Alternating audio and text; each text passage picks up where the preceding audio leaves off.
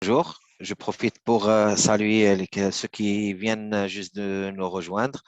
Je vais commencer par une présentation d'une façon générale de la solution avant de faire un focus sur la partie production qui va être chapeautée par nos consultants. On va passer directement faire un petit overview. Je vais partager avec vous mon écran. Une minute. C'est bon, partager? OK. On peut Oui, oui. s'identifier directement. La solution, elle est en full web, comme vous pouvez la constater. OK.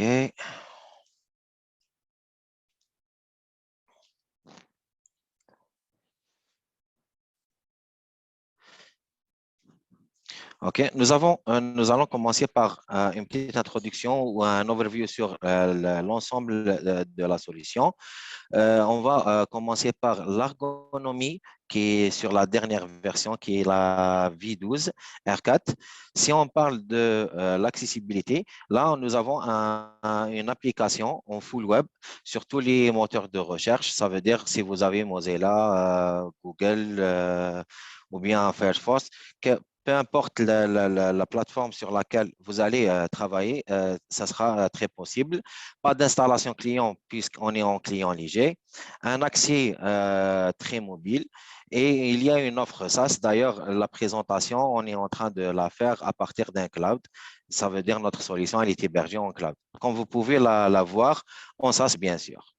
Les études pour les utilisateurs, c'est une solution qui offre des possibilités en multi-utilisateurs.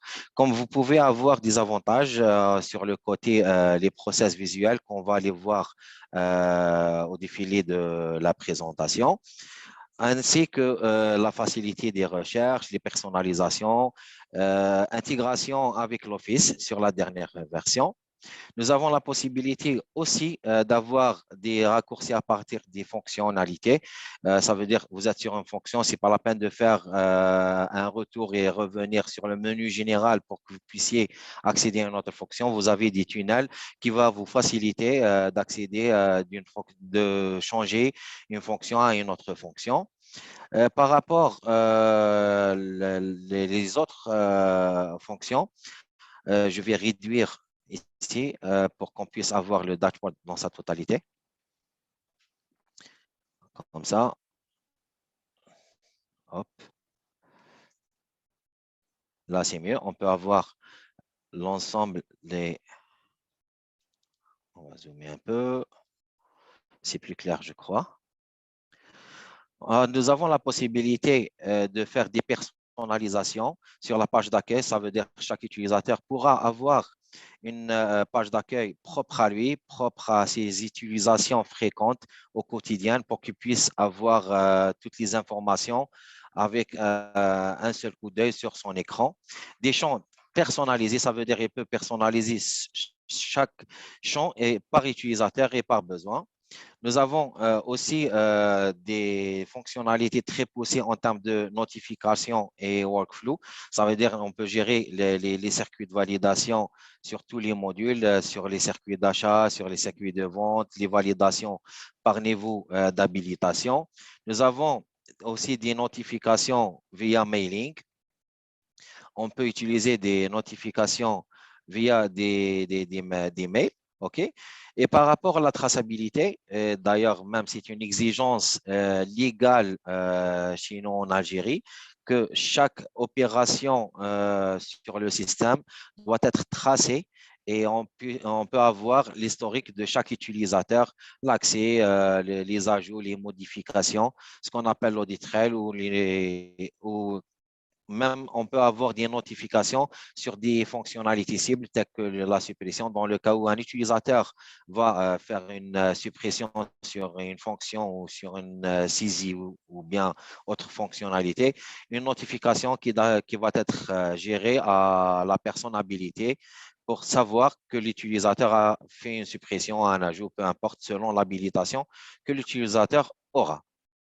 Maintenant, on va faire un petit saut par rapport Je voulais faire cette présentation des nouveautés de la version 7 vers la version 12 pour ceux qui ont déjà le X3 pour voir les nouveautés que la dernière version a apportées. Si on parle de l'aspect technologique, c'est aujourd'hui on est en full web, une mobilité très facile, un responsive design, ça veut dire on peut l'avoir sur d'autres devices tels portable, tablette, peu importe le device. Il est aujourd'hui proposé, l'X3 est proposé aujourd'hui en hybride, ça veut dire vous pouvez l'avoir soit en SaaS ou bien vous pouvez l'avoir ou l'héberger sur un cloud. Un cloud qui est proposé par Sage, l'éditeur de la solution, ou un cloud, bien sûr, qui répond aux normes, aux exigences du pays.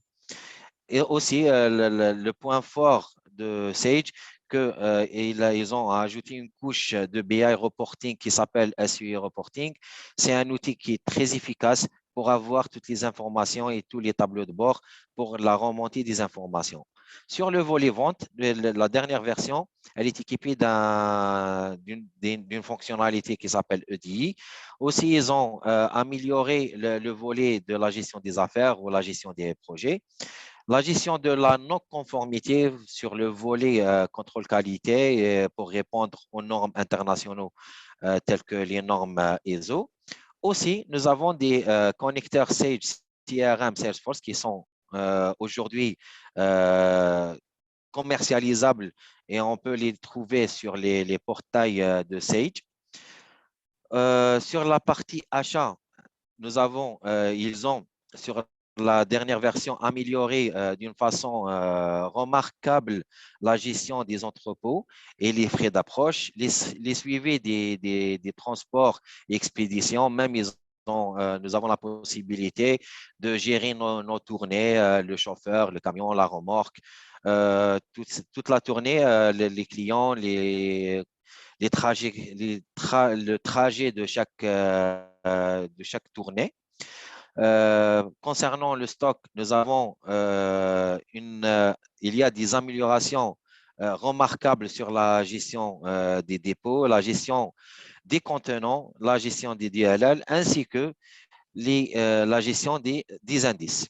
Concernant le volet production que mes collègues s'apprêtent à vous présenter avec plus de détails, il y a des améliorations sur des fonctionnalités fréquentes telles que la gestion des versions, la planification sur contraintes, ainsi que le suivi des ateliers, la gestion des affaires industrielles, la gestion des conformités, sachant que toutes ces fonctionnalités existaient déjà sur la solution. Il y en a qui existaient déjà et il y en a des fonctionnalités nouvelles, mais avec des améliorations pour répondre aux besoins de l'utilisateur parce que le focus de l'intégrateur et l'éditeur, bien sûr, c'est l'utilisateur final, c'est la satisfaction de l'utilisateur final.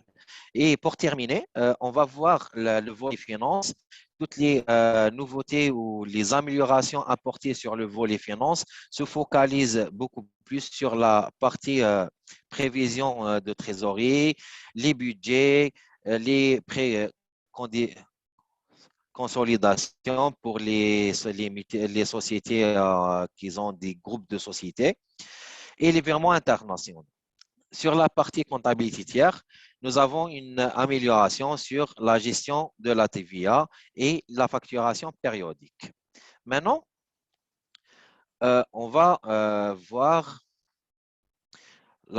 l'ergonomie où on va présenter une map qui va synthétiser où on va voir toutes les fonctionnalités proposées par cette solution qui est X3 Manufacturing.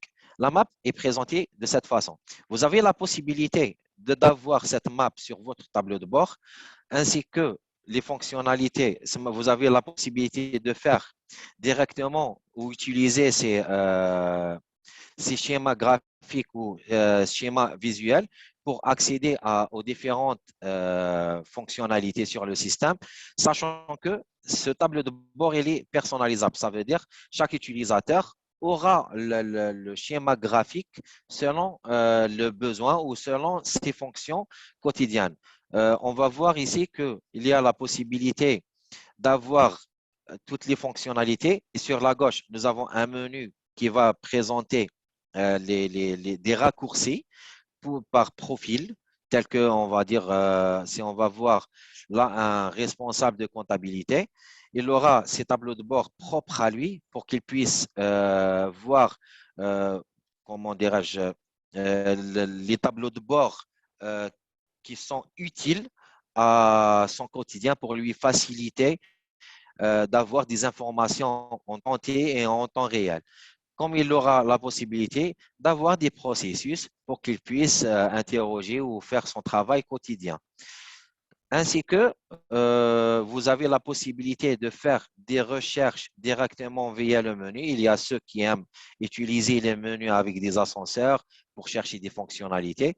Et vous avez la possibilité aussi de faire des recherches, on va dire factures, directement. Il vous enverra directement à la fonction souhaitée. Mais pour moi, si c'était pour moi, je préfère de loin d'avoir ce schéma visuel parce que là, il n'y a pas uniquement le schéma visuel. Si on va voir, on va donner un exemple sur la logistique. Si on accède à la logistique, nous aurons même le processus de la logistique. Ça veut dire en allant à partir des bases des données de base telles que le client, l'article, les emplacements, jusqu'à les retours. Ça veut dire le process et dans son intégralité, il est schématisé directement sur comment dirais-je, la maquette de la fonctionnalité. Et pour accéder à la fonction, c'est très simple. On n'a qu'à appuyer sur l'icône. On va donner un exemple sur la tournée. Ici, en appuyant sur l'icône tournée, on aura directement la fonctionnalité de la tournée et on peut faire notre travail le plus normalement du monde. Sur la fonctionnalité, directement, il peut accéder à toutes les informations souhaitées. Et là, la tournée, c'est une des nouveautés où ils ont très bien amélioré cette fonctionnalité. On peut voir que sur cette fonctionnalité, on a la possibilité de visualiser le bon de livraison. On peut visualiser même le lieu de notre client sur une maquette ou sur le Google Maps. On peut le localiser et avoir le trajectoire et le temps consommé par le livreur pour arriver à sa destination. Avec ça, j'aurais fait le tour de la map. J'espère qu'elle était d'une plus-value à votre information. Sans plus tarder, je vais laisser la parole à mes collègues pour vous présenter la production avec plus de détails. Bonjour, merci à mes collègues et bonjour tout le monde. Merci pour votre participation. On va présenter la partie production comme mes collègues expliquent tout de suite.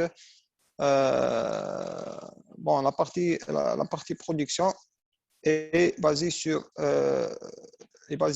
certaines données qui sont les données techniques et nécessaires. Ils sont basés sur l'article avec leur catégorie, leur mode de gestion, les stocks avec leur localisation et leurs règles d'approvisionnement, les nomenclatures et gammes pour définir le process et le process de la production et les prix de revient pour avoir une idée générale sur notre production. Cette présentation va baser principalement sur 4 concepts. C'est les données techniques, la gestion des OF, l'ordonnancement et le suivi des ateliers. Pour commencer, on va présenter les données techniques. On va présenter cet écran qui est une présentation globale de la recette.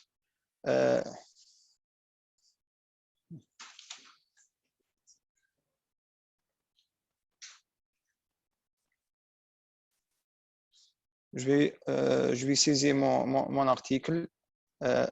Il faut saisir l'article, il faut saisir le...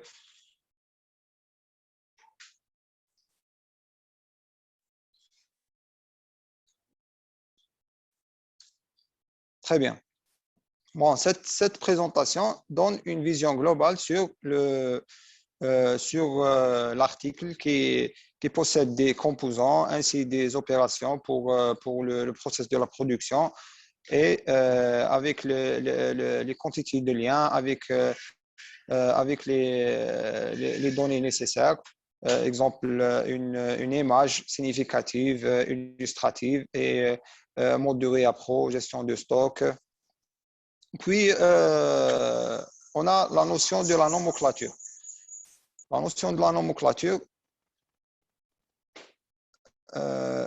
c'est une donnée nécessaire. C'est une donnée nécessaire pour définir l'article en fonction de la production. Donc, on va présenter une nomenclature d'un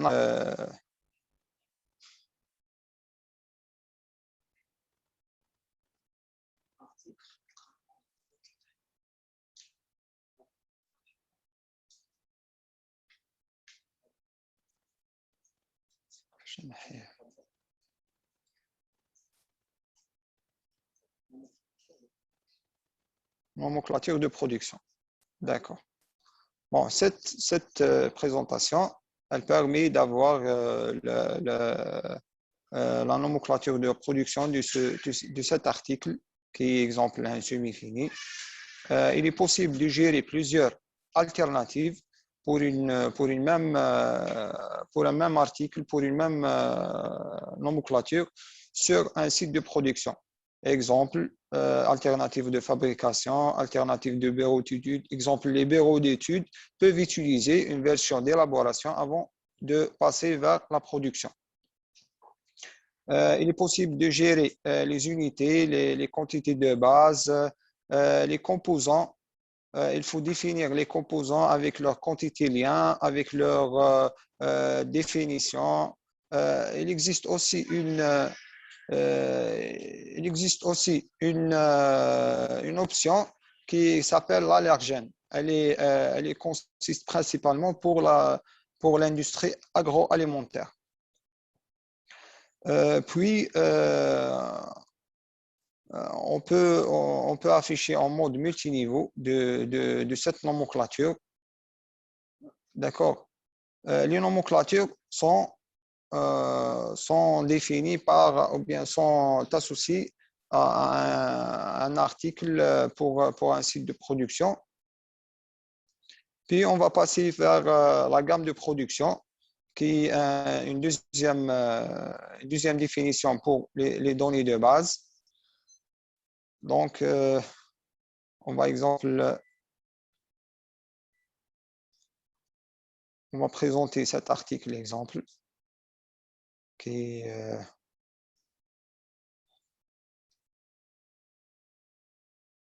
donc la gamme de production.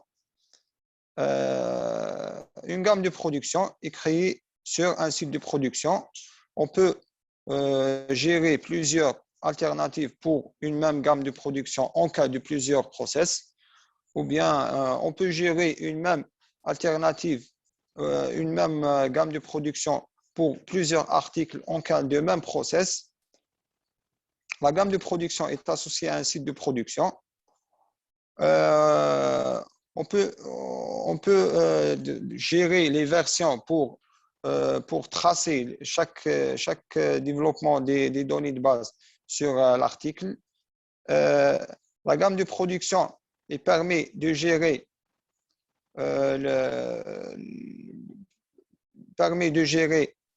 plusieurs fonctionnalités telles que le critère de lancement, les quantités, même les derniers lancements pour cette gamme de production. La gamme de production est définie par un ensemble d'opérations. Les opérations sont gérées par des postes de travail qui sont créés sur un site de production et sont définies par une option de jalonnement qui permet de gérer la gestion du temps de ces opérations en fonction du process de production. Il y a une illustration graphique qui est un histogramme qui permet de gérer l'exécution des opérations en fonction du temps pour une opération de préparation, une opération d'exécution. C'est un affichage qui permet de donner plus d'informations sur l'ensemble des opérations de cette gamme de production. Ainsi, pour les gammes de production, on doit avoir un ensemble des outils qui s'appellent les ressources ou bien les postes de charge. Les postes de charge sont créés sur un site de production et qui permet d'attribuer ce poste à une gamme de production. Poste de charge peut être distingué comme une machine, main-d'œuvre ou sous-traitance. Il est nécessaire de gérer le schéma et la section de valorisation qui va donner le potentiel de la ressource en fonction de temps et en fonction d'exécution. Plusieurs schémas sont possibles à gérer ce poste de charge. La section de valorisation permet de gérer la valorisation. On peut définir ce poste de charge comme un poste contraint pour qu'il soit géré comme une ressource finie lors d'un lancement. Il est même possible de gérer l'efficience et le pourcentage de perte de cette ressource. Il est possible de gérer les variations dans les postes de charge pour définir l'utilisation de ce poste, bien de cette ressource, en fonction d'utilisation. Exemple, période de maintenance, période de panne. Même il existe une fonction de remplacement d'un poste de charge avec un autre poste de charge. Et cet histogramme permet de définir la disponibilité de la ressource en fonction des périodes de temps d'exécution. C'est un histogramme illustratif pour la charge et la disponibilité de la ressource.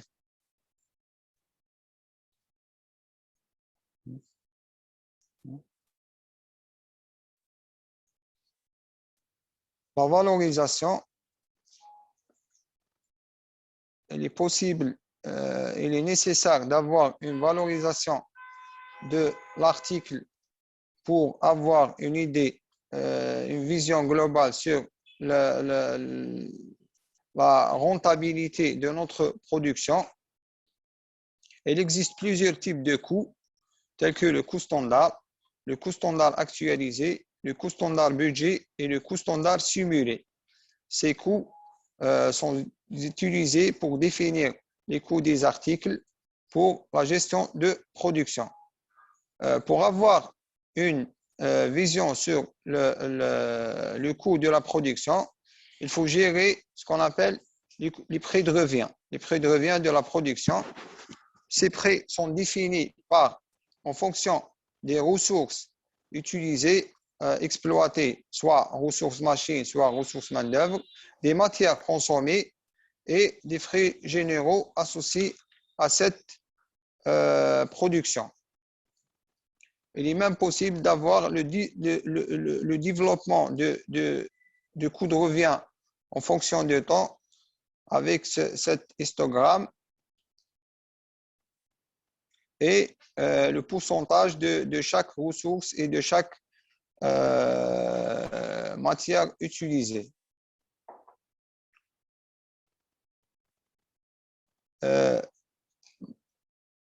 Je vais passer la parole à mon collègue Nabil pour approfondir les concepts de la production. Bonjour tout le monde. C'est bon, vous arrivez à m'entendre et me voir là? Oui. Ah, parfait. Ben, je vais partager mon écran pour continuer la présentation. Comme on a vu, c'est bon.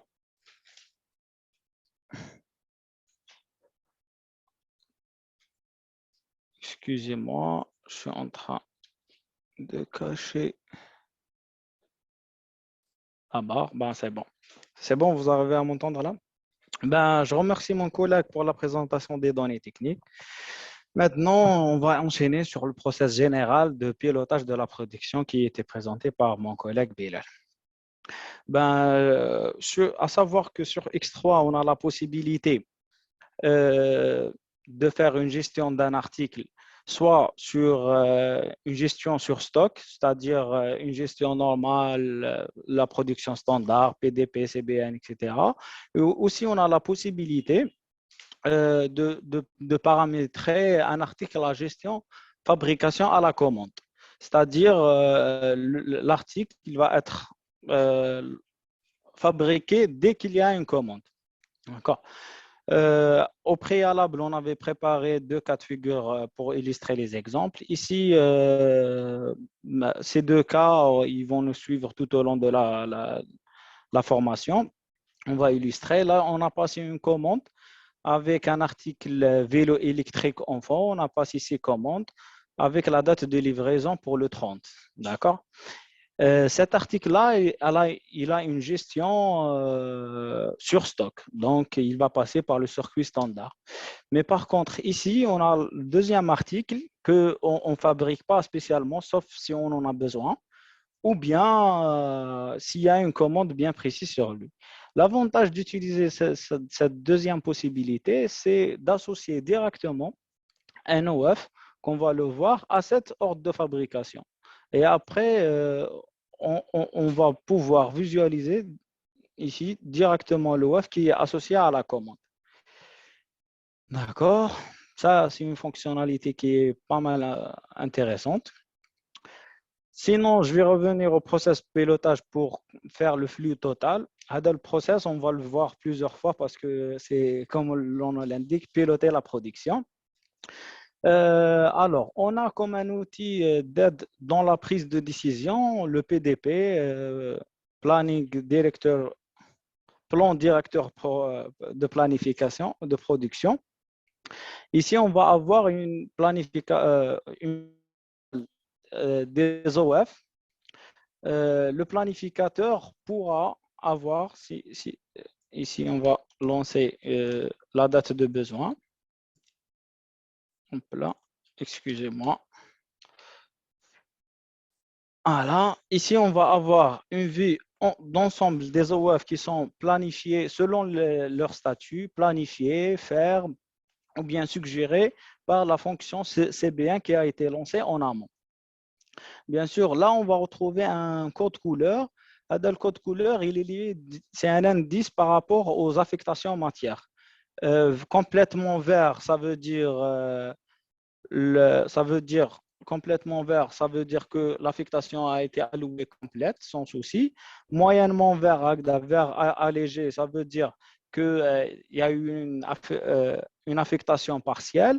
Gris, pas encore traité. Et le rouge, heureusement, on n'en a pas. Ça veut dire qu'on est dans un cas de rupture. D'accord. De plus, ici, non seulement le planificateur pourra voir l'ensemble des OF, en plus, il pourra avoir une visibilité sur les encours de la production. Mais avant de lancer, par exemple, cet article-là, FIN 07 vélo électrique enfant, je vais avoir un encours des erreurs. Je vais aller dans la fonctionnalité stock disponible. Je pourrais avoir une vue globale semaine de ma disponibilité des stocks. Là, il y a une allocation qui a été faite. La ressource, elle sera disponible qu'à la date de 27. Donc, elle va répondre à cette allocation, etc. Et même ici, je vais pouvoir voir les suggestions. Donc, si je décide de les respecter ou pas, selon les capacités de stockage que j'ai. D'accord? De plus, on a ce graphique global de la charte qui va nous montrer l'évolution de notre stock et des encours. Comme ça, on va avoir la possibilité de bien gérer les encours. Ça ne sert à rien de produire bzaf et le stocker sans... D'accord? Parfait.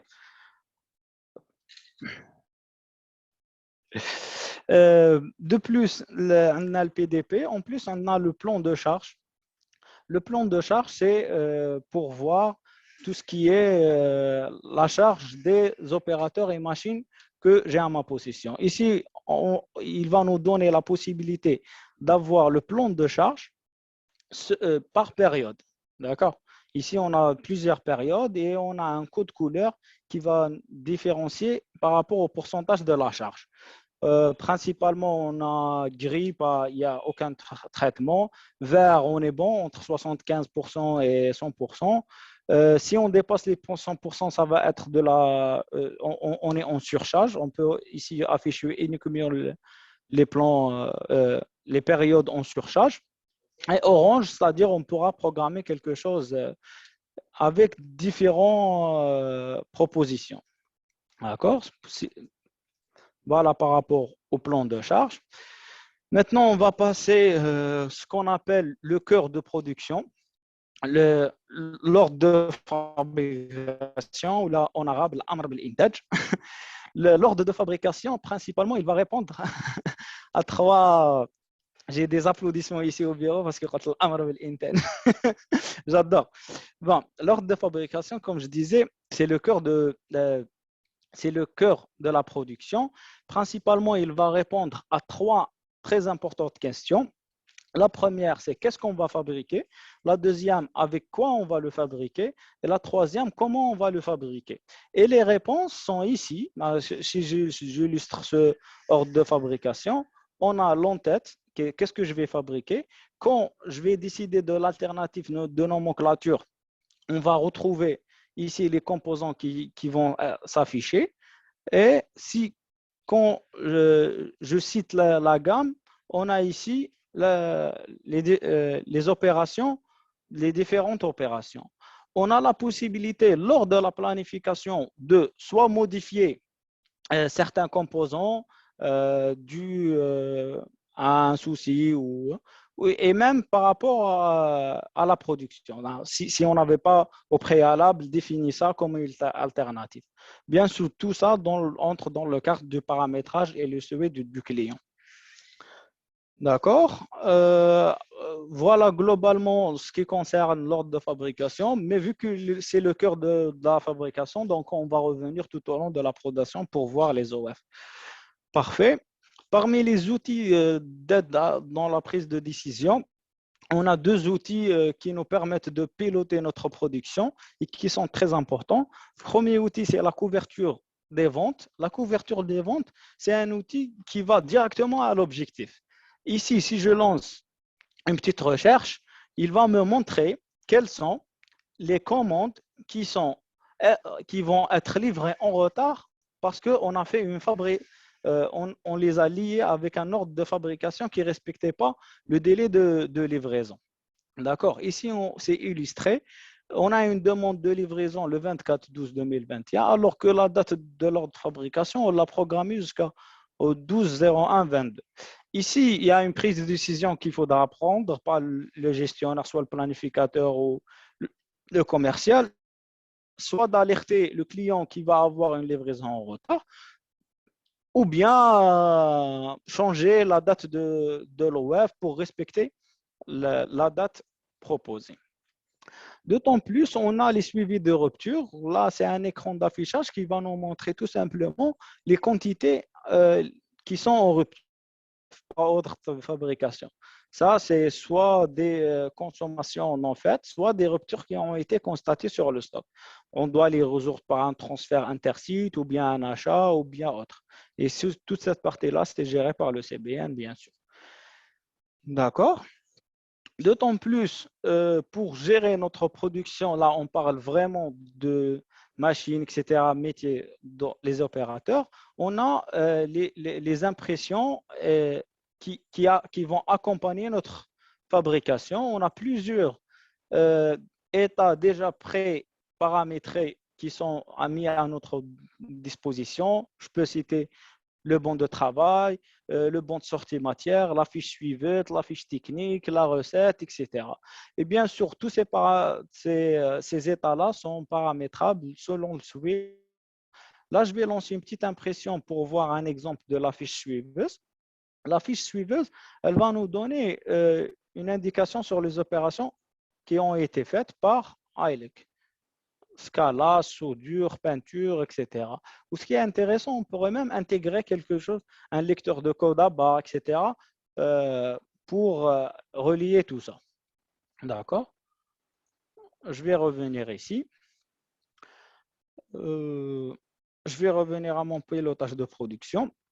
On a aussi la possibilité dans la gestion des consommations, on a la possibilité de faire ce qu'on appelle une consommation pied-machine. C'est-à-dire, je vais consommer au moment où la machine, pied-machine, je vais faire le transfert jusqu'à la machine de la matière et quand je vais le consommer réellement, c'est là où je vais le saisir sur système. Et pour cela, le système va nous proposer, avec le plan de réapprovisionnement en interne, va nous proposer des transferts intersites, d'emplacement à un autre. Il va nous dire que cet emplacement, il a besoin de cette quantité à cet OF. Ici, on va illustrer ça. Pour l'ordre de fabrication FR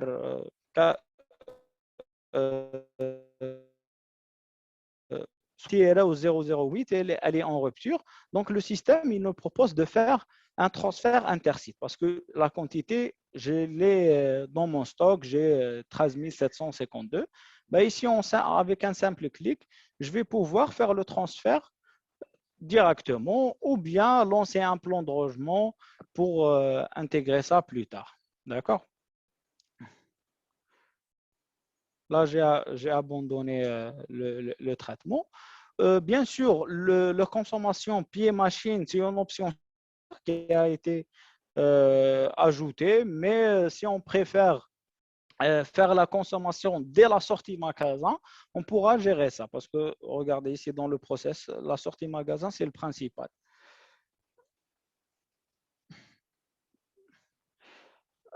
Ici, les plans de consommation, ici, on va faire une consommation soit OF par OF, ou bien par date, ou bien par article lancé.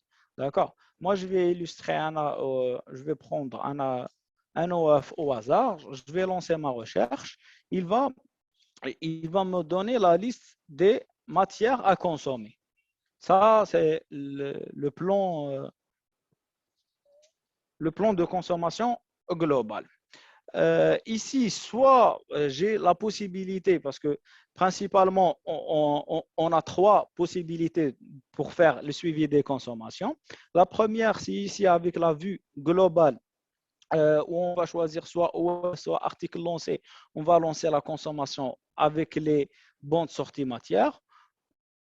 Faire manuel déclaratif, c'est-à-dire dès lors que je consomme cette manière sur cet OF ou je vais déclarer la matière par matière, ou bien avec un suivi automatique à la déclaration de la production. Dans le sens où quand je vais déclarer une consommation automatique. Internet.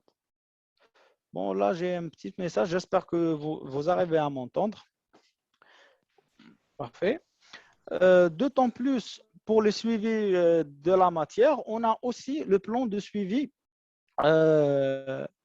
ici pour, je vais pas illustrer la consommation matière par matière. Ici, voilà, on va voir le numéro d'ordre de fabrication, le suivi qui a été fait, et là, les matières qui ont été consommées. D'accord? Parfait. Et on a aussi la possibilité d'un côté de gérer la matière première et d'un autre côté de gérer l'atelier ou bien les opérations. D'accord? Pour le suivi des ateliers, on a la fonctionnalité de pointage qui est très intéressante, à savoir que le suivi atelier peut être fait soit par un collaborateur, un par un, ou bien par équipe, c'est-à-dire une équipe qui est toute représentée. Dans le suivi, ici, on a quelque chose de très intéressant dans le sens où, à l'aide d'un lecteur de code à barre ou badges ou quelque chose dans le sens, l'opérateur, il va venir, il va d'accord. Dès lors, il va faire ici un pointage. Dès son heure arrivée, il va faire un pointage quand il va finir. Il va voir un visuel complet des tâches qui ont été affectées à cette personne. Par exemple, le matricule 1000, Michel Roy. C'est sûr, mais chez Algérien. Il a 3 ordres de fabrication. Ici, il pourra choisir, par exemple, il veut commencer celui-là ou il va prendre selon la tâche. Soit il pourra lancer un temps de préparation ou bien un temps d'exécution, à savoir si on décide que le temps d'exécution, il va être valorisé autrement que le temps d'exécution. C'est une préférence. Dès que il commence les exécutions, le système derrière, là, il y a un compte à rebours qui est mis en place. À chaque fois, etc. Bien sûr, il peut déclarer les temps de pause, il peut déclarer heure passée, etc. C'est le suivi atelier directement. Si par exemple, dans notre atelier, fait un ordinateur, etc. Une fois que l'opération est terminée, l'opérateur vient, il déclare les quantités qu'il a réalisées. D'accord? Et ça va être lié directement à l'OF, à l'atelier. Et le système derrière, dès qu'il va arrêter ça, le système va, quand il va terminer sa journée, il va faire un pointage. Et le système derrière, il a calculé tous les temps passés par opération. C'est une fonctionnalité très, très, très intéressante. Bien sûr, aussi, on a la possibilité de ne pas activer la fonctionnalité suivi des ateliers et on pourra faire un suivi des opérations journaliers ou autres. Bien sûr, là, si on récapitule, on a vu la planification globale des ordres de fabrication, la couverture et les interfaces de prise de décision, puis la consommation matière, puis le suivi des ateliers. À l'aide d'une balance ou bien un système MES production qu'on pourra intégrer avec Sage, on s'excuse pour le bruit, les aléas du direct, je suis à circulation, mais ce n'est pas grave. D'accord, je vais revenir. On a la possibilité d'intégrer soit un MES, soit une balance externe qui va être liée directement à notre production. Et pour finaliser, on va déclarer nos produits finis, soit avec un plan global de regroupement ou bien un plan de OF on va le déclarer. Ici, on va retrouver tous les OF qui sont en cours en ce moment et on pourra déclarer les articles. D'accord? Ou bien on va déclarer OF par OF, c'est un choix. Les produits déclarés, on pourra les associer à un contrôle qualité. D'accord? Si on décide, bien sûr, aussi on pourra activer selon les préférences et selon les situations, on pourra activer une gestion de lot, une gestion de série, etc. pour une traçabilité complète du lot. Et aussi, vu qu'on a entamé le module contrôle qualité, il y a tout ce qui est lié à la non-conformité, etc., qui est déjà associé avec toutes les process de production. Pour finaliser, il y a l'étape la plus importante qui concerne la production, c'est tout ce qui est lié à la valorisation et au coût, sachant que X3, c'est un outil très puissant pour les coûts, dans le sens où, comme tout à l'heure avec mon collègue, on a vu qu'on peut avoir différents coûts liés à un article, coût standard, coût budget, etc. Vers la fin, on pourra avoir des comparatifs. Et une fois que les ordres de fabrication sont terminés, etc., on va pouvoir visualiser le coût de revient. Là, j'ai pris un OF, comme ça, on va avoir des détails sur le coût voilà, avec des statistiques bien précises, etc., le multiniveau, etc. On pourra avoir une vue globale sur l'ordre de fabrication, les suivis, etc. Là, ici, on voit la vue globale avec un chart très représentatif, que le suivi a été bien fait, les consommations, ils étaient bien faites, d'accord. Donc, tout est à l'ordre. Ce qui est intéressant, c'est le calcul final de le PRF, le prix de revient industriel, qui est illustré ici dans l'ensemble de notre ordre de fabrication. L'attendu, il était de 8728 et le réel, il est de 8718. Donc, on a fait un bénéfice de 10 euros, ce qu'on souhaite pour tout le monde de faire des bénéfices sur sa production. Donc, on était en gain par rapport à ce qui était. Voilà. Voilà. Ici, je vais arrêter ma présentation. Je pense qu'on a vu le process total de la production. Pour cette fois-ci, je pense qu'on a fait le tour. Donc, merci à tous pour votre présence encore une fois. C'était un plaisir, enfin, du moins pour moi, et je pense que c'est valable aussi pour mes collègues. J'espère qu'on aura l'occasion de vous revoir, d'échanger encore une fois sur divers sujets, diverses thématiques. Et voilà, encore une fois, on est disponible partout sur Internet. Il suffit de taper Algis Service et vous pouvez nous écrire à tout moment. Et on est là pour répondre à tous vos besoins, questions ou demandes de renseignements. Nabil, Abdelbaki, un dernier mot? يعطيكم صحة. Au revoir à la Merci, prochaine, à Inch'Allah. comme ça, à la prochaine. Merci à vous. Merci.